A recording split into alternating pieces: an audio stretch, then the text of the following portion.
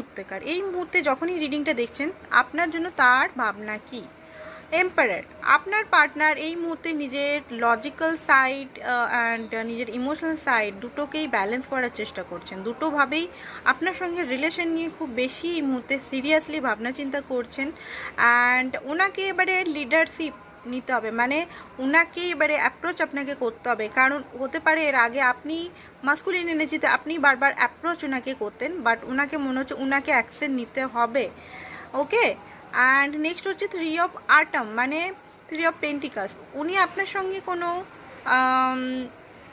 ভবিষ্যতের bigger picture উনি দেখছেন, অ্যান্ড আপনার সঙ্গে কোনো কাজ করার ওনার ইচ্ছা আছে। কাজ মানে কোনো হতে পারে সোশ্যাল কাজ বা কোনো কেরিয়ার রিলেটেড, জব রিলেটেড বা বিজনেস রিলেটেড কাজ করার ইচ্ছা আছে, সেটা আপনাকে হয়তো প্র্যাকটিক্যালি অফার দিতে পারেন। 7 অফ সামার, কী করে আপনাকে অ্যাপ্রোচ করবো সেটা ওনার ভাবনা এই মুহূর্তে।